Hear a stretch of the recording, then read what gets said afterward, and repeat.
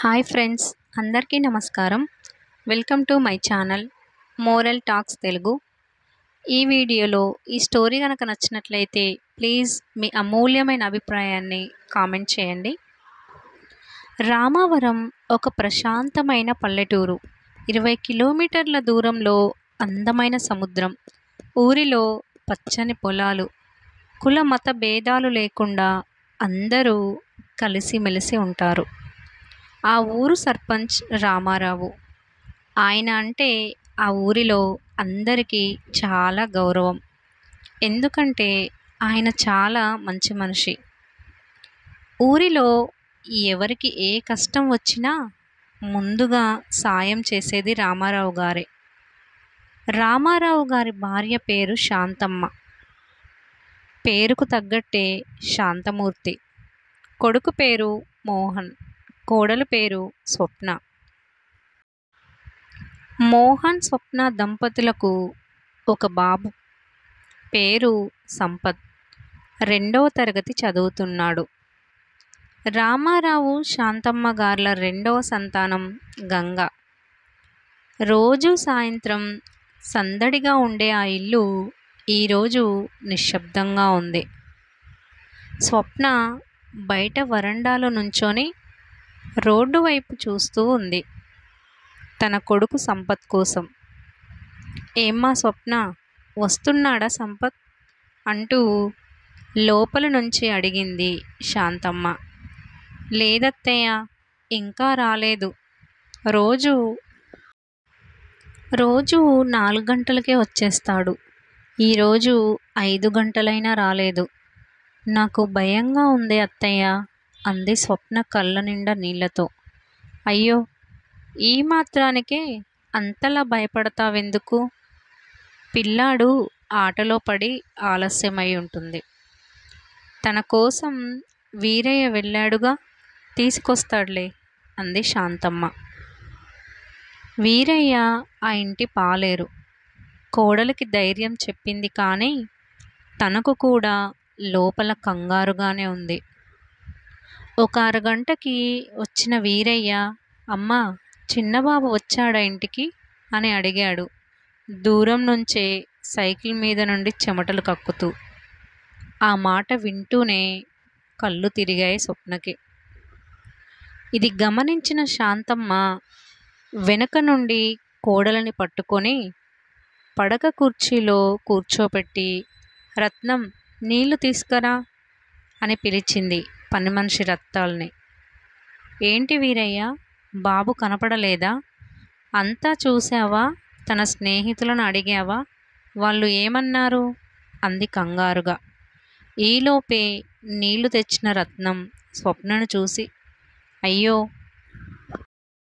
అయ్యో, అసలే కడుపుతో ఉన్న మనిషి అంటూ మొహం తుడిచి నీళ్లు తాగించిన తర్వాత కాస్త తేరుకుంది స్వప్న.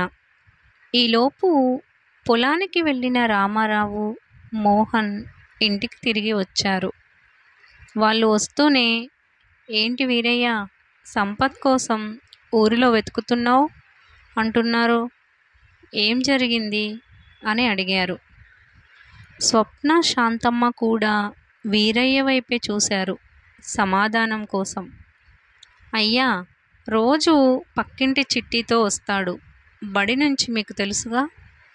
పొద్దున్న నేను బడి దగ్గర దించి వచ్చాను. ఈరోజు 4:30 అయినా బాబు రాలేదని చిట్టిని అడిగితే ఈరోజు తను బడికి వెళ్ళలేదని చెప్పింది. బడికి వెళ్తే అక్కడ బాబు లేడు. అక్కడ ఆడుకునే పిల్లల్ని అడిగితే సంపత్ బడి వదలగానే వెళ్ళిపోయాడు అని చెప్పారు. కానీ చిన్నబాబు కనపడలేదు అంటూ కంగారుగా చెప్పాడు వీరయ్య. అరగంటలో ఈ విషయం ఊరంతా పాకింది. ఊరంతా కలకలం రేగింది. తలా ఒక దిక్కు చేరి వెతుకుతూనే ఉన్నారు. 7 గంటలకి పక్కింటి పట్నం నుంచి వచ్చిన బస్సులో నుండి దిగారు రామారావు కూతురు గంగా, తన స్నేహితురాలు విద్య.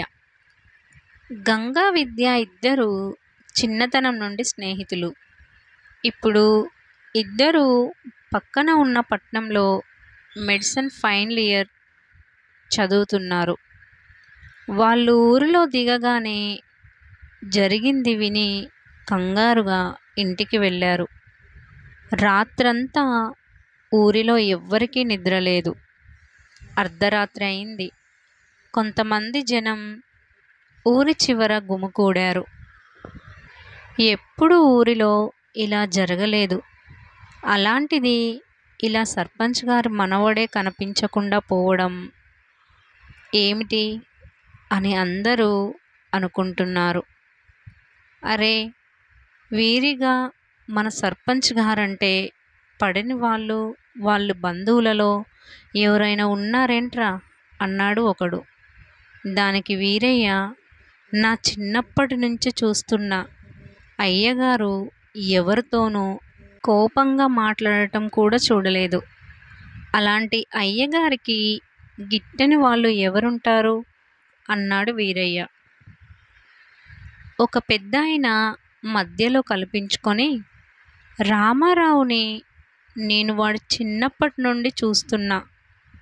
ఊళ్ళో అందరితో చాలా ప్రేమగా మాట్లాడేవాడు. పేద గొప్ప, కులం మతం భేదం వాడికి లేదు.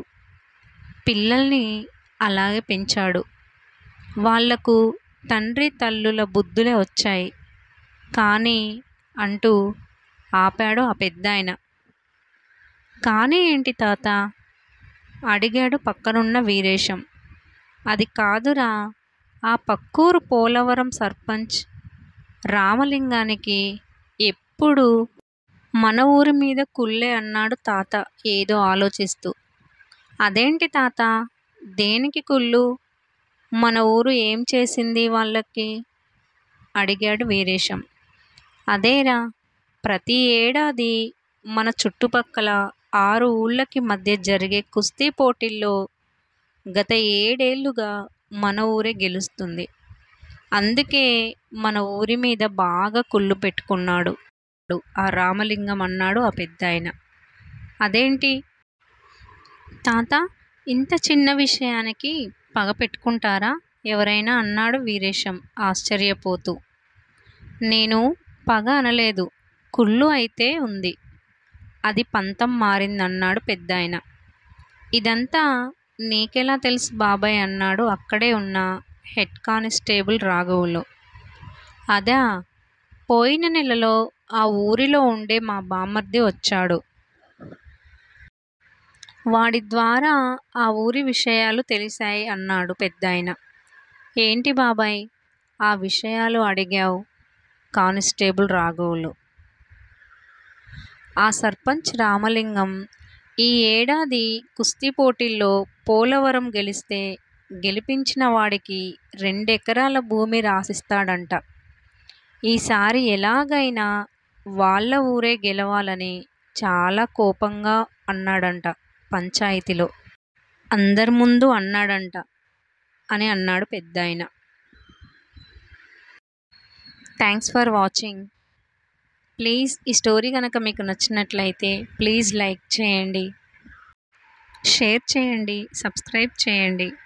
ప్లీజ్ ఈ వీడియో కనుక మీకు నచ్చినట్లయితే మీ అమూల్యమైన అభిప్రాయాన్ని కామెంట్ చేయండి. మరొక ఎపిసోడ్తో నెక్స్ట్ వీడియోలో కలుసుకుందాం. Keep watching.